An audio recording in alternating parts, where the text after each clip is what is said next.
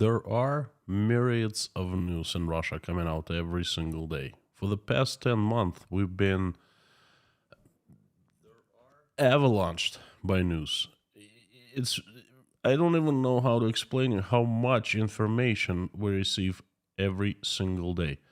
And most of information is in Russian. It comes from different sources, from the government, from independent media that are based abroad now. And I also watch news and I read articles in English from the Western media. That's how I stay on top of things.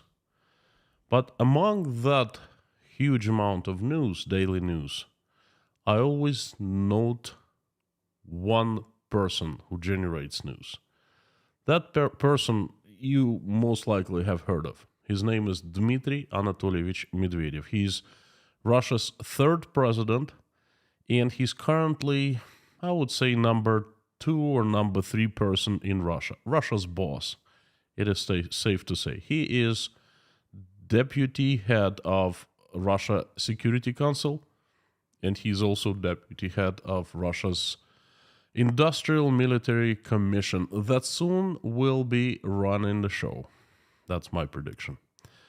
So Dmitry Anatolievich Medvedev has been coming out with the news. He's a newsmaker. He's come out with the news that are not boring, to say the least. And I recently covered his results of year 2022. I commented some, and right now I would like to present you his list of predictions for 2023. I promise you, you will not be bored. Howdy, everyone. My name is Konstantin. Welcome to Inside Russia, where I give you daily updates, news, events, developments from Russia, my takes, my angles, my opinions. Usual Russia explained by the unusual Russian. That is me. 2023 is starting out, well, it's not going to be a boring year. That I'm sure. Among other not boring news, we have, of course, this are one of the best newsmakers in Russia currently. One of the freshest heads, so to speak, Dmitry Anatolievich Medvedev. And, without further ado, I'd like to jump into his predictions for 2023. Again, he's one of Russia's top bosses. He is currently holding 2 very, very high positions. In case Vladimir Putin is absent from the meetings of the committee, Industrial Military Committee of Russia Federation, Dmitry Anatolievich Medvedev has all the rights to replace Vladimir Putin. So he's the big boss. Now, let's look at the predictions. I quote Dmitry Anatolievich Medvedev. That comes from his Telegram channel. Before the new year, everyone likes to make predictions. Many people practice futuristic hypotheses, competing in the proposal of the utmost unexpected and even absurd. We will also do our part. We? I thought it was I.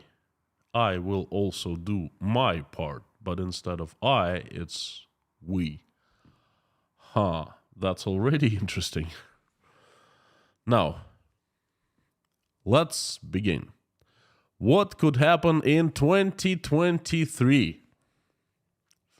Number 1, increase in oil prices to 150 American dollars per barrel and gas prices to 5,000 American dollars per 1,000 cubic meters. A very unusual prediction for Russia for January 2023. Dmitry Anatolievich, why do you care now? No, seriously, why do you care how much a barrel of oil costs in the world, in the markets, in international markets, or how much gas costs in 2023. If I were you, or if I were one of the top Russia's people who make decisions, Vladimir Putin, perhaps, the members of the Security Council and so forth, I'd be taking it easy because oil price is out of Russia's hands at this point. The international community got together and decided to cap price of Russian oil, meaning that no one in the world, in the Western world, can buy Russian oil at more than $60 American dollars per barrel. So why do you care how much a barrel of oil costs to the others? Okay? I don't understand. Perhaps you're a good Samaritan. Perhaps you care for the Americans, for the Europeans, But you shouldn't, because they're big boys and girls. They've grown up. They're grown-ups. They can take care of themselves. 150 or not dollars per barrel, you shouldn't care about that. So,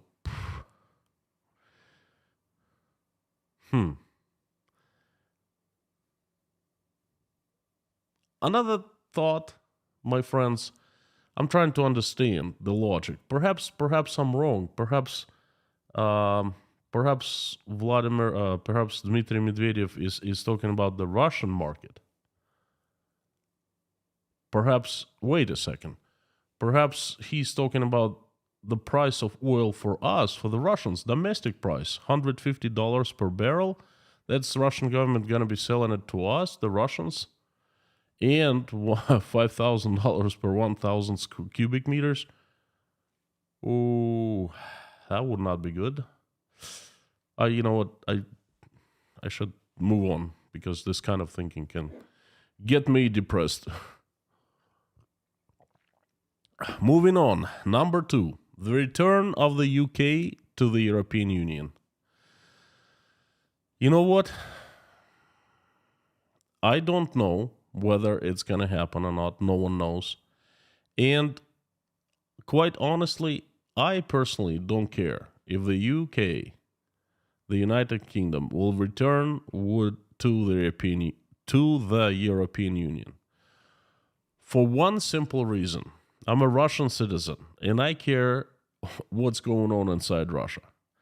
I care about Russia. I care about Russia attacking Ukraine, waging this bloodiest war in Ukraine. That's what I care. I care about people dying because my country sends rockets to Ukraine. That's what I care. Return of the UK to the European Union. What I know and care is that people of the United Kingdom have freedom to choose, and they have the right to cast their votes. The UK is the beacon of light for pretty much entire world. The Englishmen, the citizens of the UK, they have shown the world that they can make a decision to exit the EU, enter EU, whatever, but they have a right, they take actions.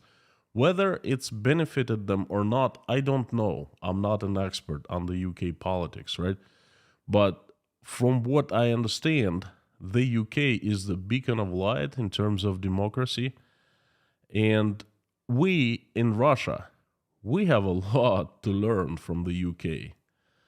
We didn't ask anyone in Ukraine whether they wanted to join as a part of Russia or not.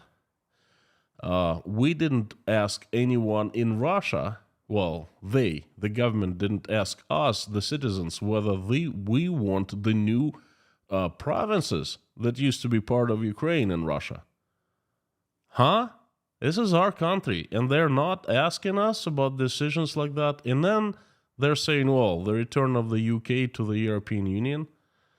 Let's deal with what's going on in Russia first before making predictions for the UK. Moving on.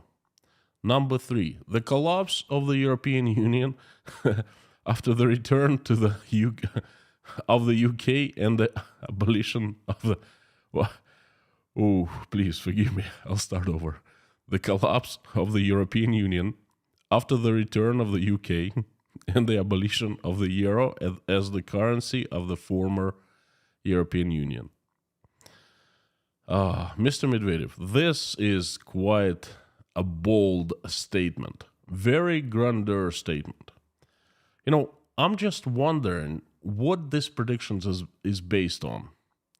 As a man of reason and a common man of common sense myself, as you are, Mr. Medvedev, I'm pretty sure, as a sober man, as you are, Mr. Medvedev, I'm pretty sure you don't touch alcohol, you run away from it. I'm pretty sure you're sober at all times. No question here. I'd love to hear what your prediction is based upon. You see, I don't like groundless predictions made by quacks, charlatans, plain idiots. You know, of course, I'm not talking about you. You know, you are an honorable, intelligent man. You are the 3rd president of Russian Federation. People voted for you. So, of course, you wouldn't make groundless predictions like that about the collapse of the EU. You must know something that we don't, I don't. Please share. What is your prediction based upon? Perhaps you are somehow involved into the creating of this collapse of the European Union. Perhaps some forces you might know or you might be, involved with are helping such collapse. I would understand then. So please, this is a bold statement that must be backed by something. So please tell us, explain what is the ground of this prediction. Thank you. Moving on, number 4. The seizure by Poland and Hungary of the western regions of the former Ukraine. So, the first question that pops up in my mind is the former Ukraine. So in 2023, there will be former Ukraine. So that must be a new state or states, right? What used to be Ukraine. But let me ask you this. Why do you care about Ukraine so much? For the past 10 months, all we have been hearing, Ukraine, Ukraine, Ukraine. Europe, Europe. Europe is gonna freeze to death without Russian gas this coming winter. Ukraine is going to be defeated. Ukraine is going to be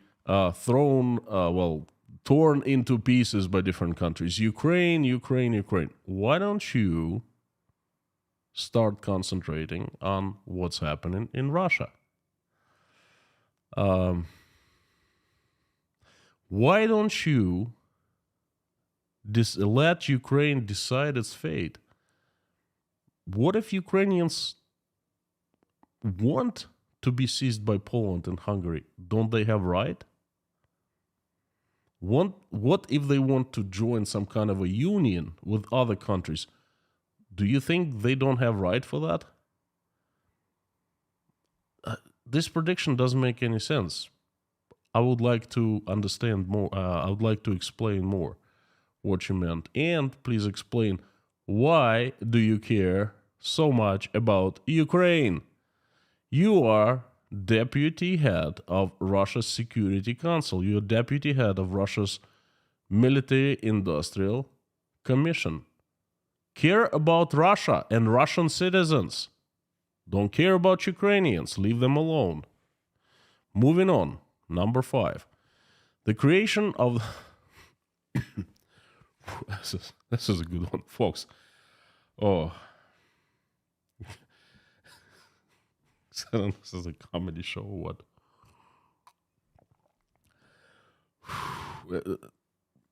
I laughed before, so it's not the first time I'm seeing these things. I translated them into English, so... Number 5, the creation of the Fourth Reich on the basis of Germany. Germany is the base, and the satellites that joined it, including Poland, the Baltic countries, the Czech Republic, Slovakia, Romania, the Kiev Republic, and the other non-significants.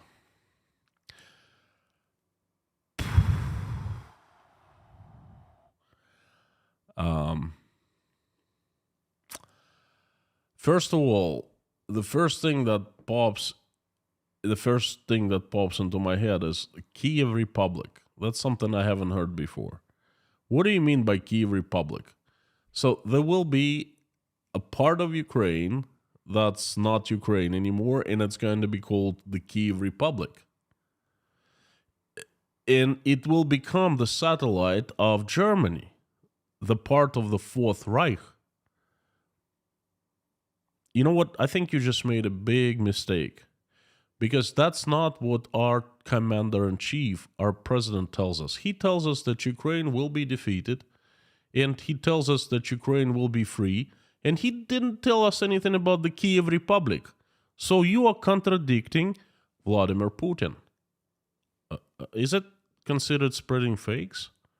I don't know. But let's move to the more interesting part. The Fourth Reich, on the basis of Germany.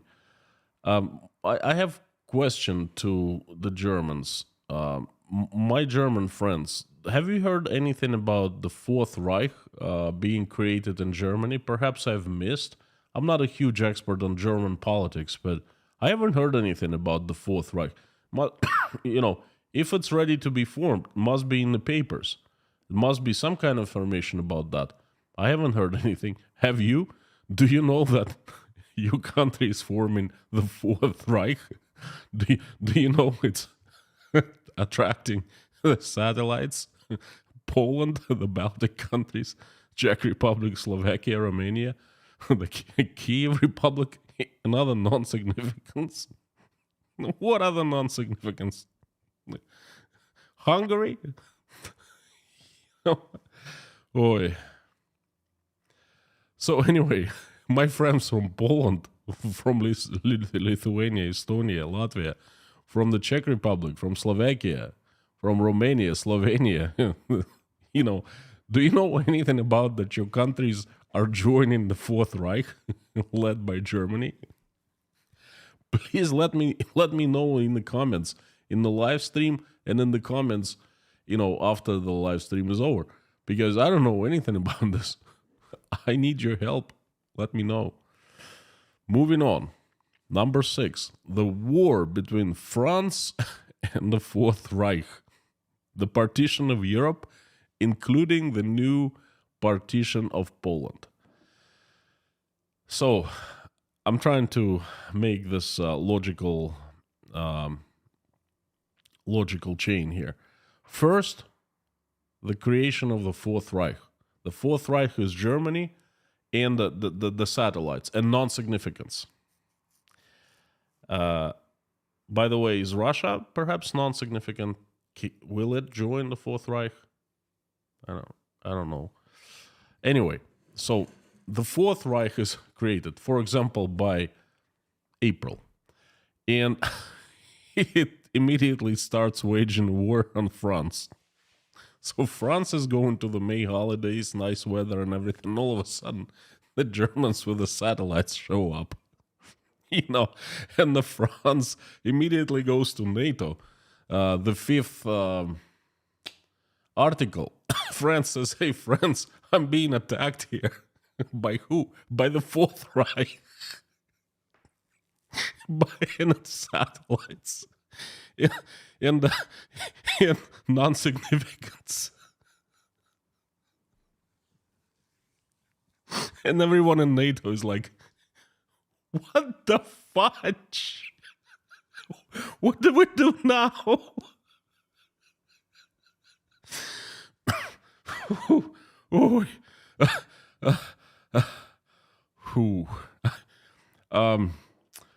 I don't really know where to approach to comment this.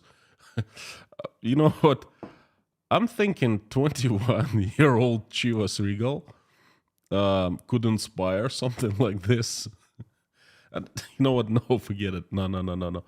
No, it's 30-year-old rare marriage, the Balvenie, in a like nice oak casket. You know, no less than that. Whew. Moving on, my friends. Moving on to number 7. Whew. Please forgive me. It was very serious. Very serious. You know what? The danger is looming over Europe. The Fourth Reich is real danger, and you know what? It's about to attack France. I gotta warn the French. I gotta warn them. After the stream, I'll be writing a letter saying, "Hey, you know what? It's not too late. Get your guards up." The Fourth Reich with the satellites and non-significance is coming your way. Whew. Number 7. Separation of Northern Ireland from Kingdom of Great Britain and Northern Ireland and accession to the Republic of Ireland. Now, I translated it right. I thought there is no Kingdom of Great Britain. I thought there's the United Kingdom, the UK. But Dmitri Anatolyevich must know better. So he says the Kingdom of Great Britain and Northern Ireland. There you have it. Wales, Scotland, I don't know. He knows better. In accession to the Republic of Ireland.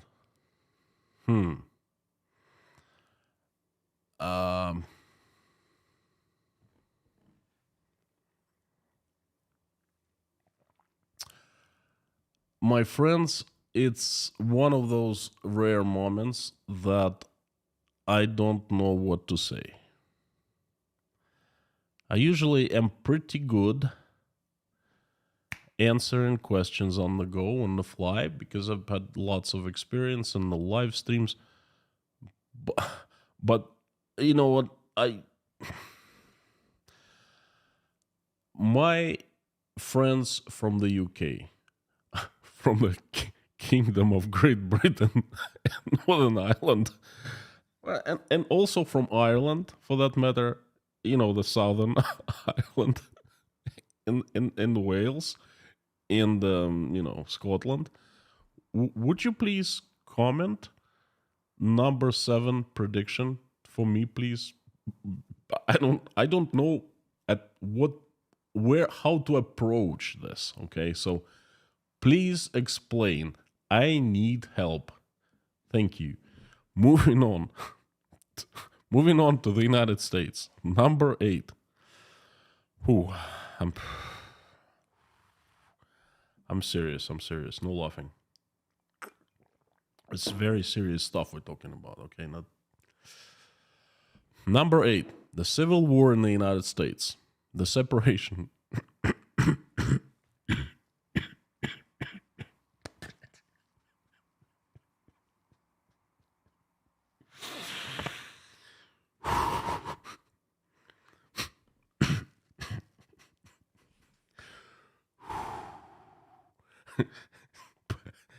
Please forgive me for this very unprofessional behavior.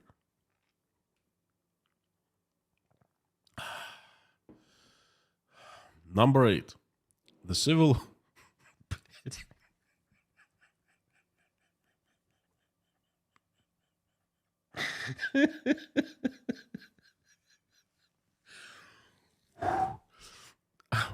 One more try. The Civil War in the United States. The separation of California and Texas into independent states. Creation of the Union State of Texas and Mexico.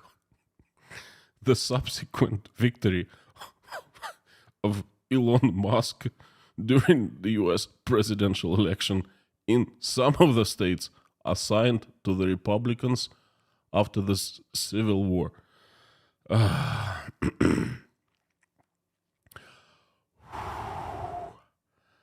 Oh, wow, refreshing. good prediction, very viable, very. The guy knows what he's talking about. That's for sure. He's third president of Russian Federation. Well respected, very intelligent, rich, very rich, high position.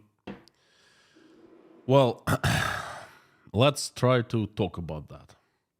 The Civil War in the United States, the separation of California and Texas into independent states. Well, okay, I'll leave it that. I will leave it without any comments. Creation of the Union State of Texas and Mexico. Let's just let's suppose that the United States has split into like 3 or 4 parts. California is one state, one country now, Texas, or perhaps there's a union in California, Texas, or whatever it is.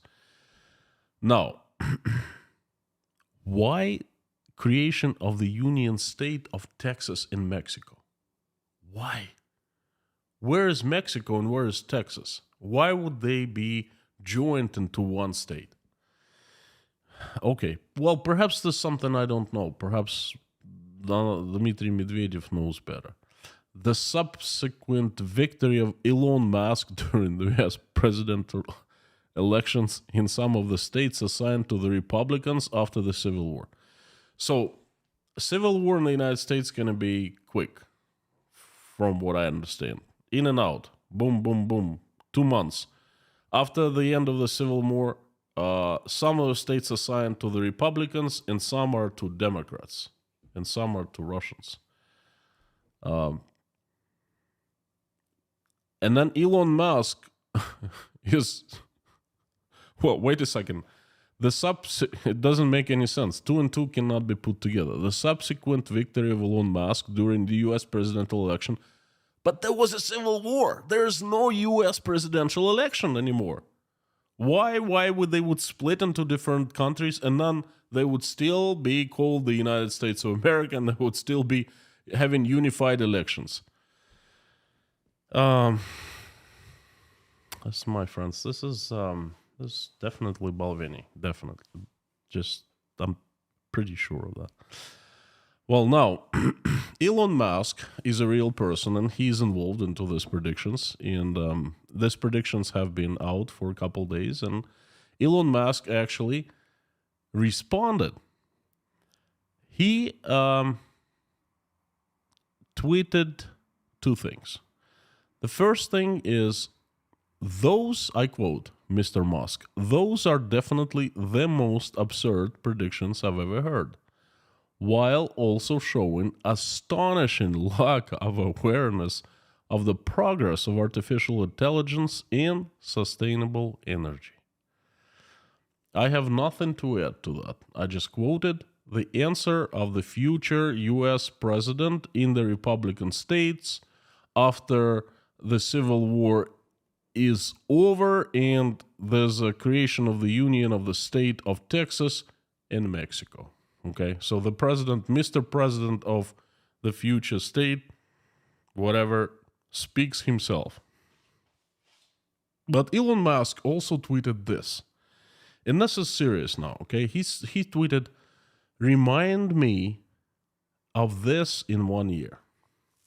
Elon, there is absolutely no reason to remind you in 1 year. Because you see, Russian politicians, they are not held responsible for what they say. One of the big problems in Russia, and especially Dmitri Medvedev, he was not elected to these positions. He was appointed by the president of Russia. Both positions are very, very of high status, but people don't get elected there. They're appointed by the commander-in-chief and they're appointed by the president. So Dmitri Medvedev does not have anyone to be, responsible to, because he's also only responsible to person who appointed him, Vladimir Putin. It's not us, the people. It's the president, okay? And he didn't say anything about the president. anything bad about the president. He just making statements that make kind of Russia look awkward, But Russia it's we the people. So it's not just Medvedev. It's all Russian politicians. They say one thing today, they can say completely different thing tomorrow, and they're not responsible. No one holds the responsible for that.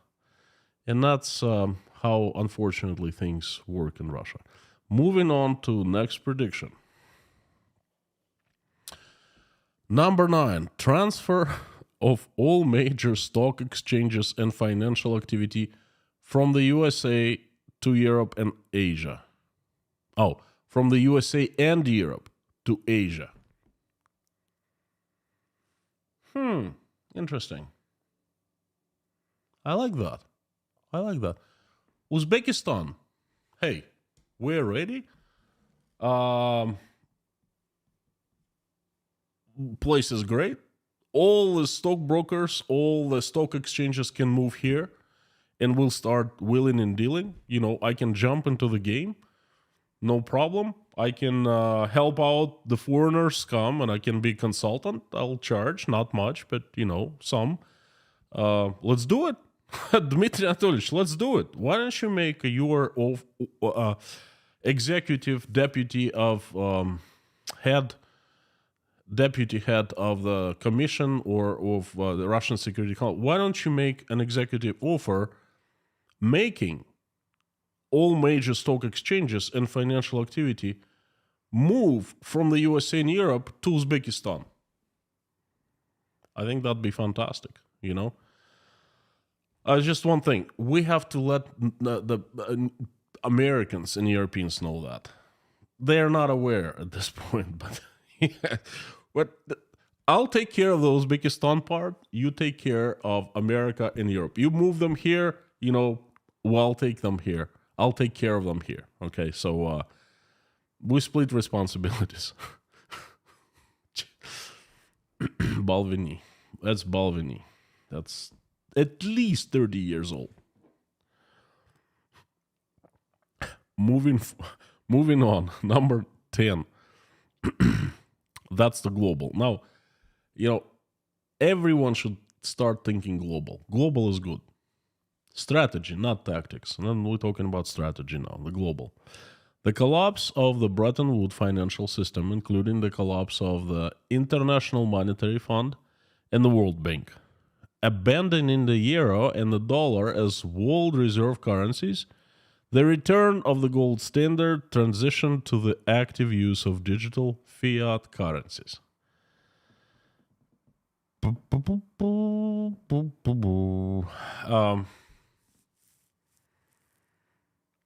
I'm trying to think what would have to happen in the world to make this prediction a reality. As an economist, I'm gonna tell you that I'm not gonna tell you anything because this is just waste of time.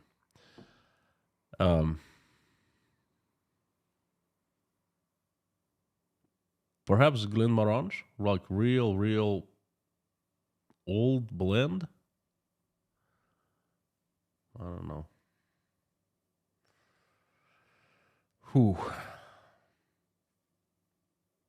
It's pretty sad, actually. It's funny, but it's sad at the same time. And Dmitri Anatolyevich Medvedev finished his predictions with Happy New Year. Happy New Year, everyone, saying type of thing. And I'm going to quote right now. Happy New Year to you, Anglo-Saxon friends. That's good. And then they're happily oinking piglets. I guess those are the satellites and the non-significance of the Fourth Reich. Really strange, right? He should have said Happy New Year to you, the Fourth Reich. He said Anglo-Saxon friends. Okay. I told you, you're not going to be bored at this stream.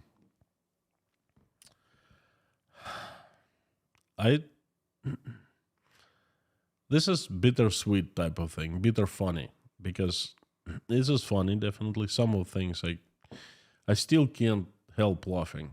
Okay, when I read it, and trust me, I read it many times before, and I translated it into English. But at the same time, like I said, Dmitri Medvedev is Russia's boss. He's one of the most influential people in Russia. He's the deputy head of Russia's Security Council, making pretty darn important decisions for my country, for my people, for my government. And he is also the deputy head of Russian Industrial Military Commission. That is going to be taking the leading role in running Russia, nationalizing companies, setting up new rules, new regulations when the war is declared. I think it's going to be soon. If this one of the most intelligent Russia's people saying that, I really am scared to think what other Russian officials would say. I would be scared of reading their predictions for 2023. This has been my message. Thank you so very much for giving me a chance, coming, listening, and watching. Thank you. I would like to turn on the comments. And again, there are some questions, predictions that I want help. I need you to explain what Dmitry Medvedev meant, because I have no clue about this kingdom of Great Britain and Northern Ireland.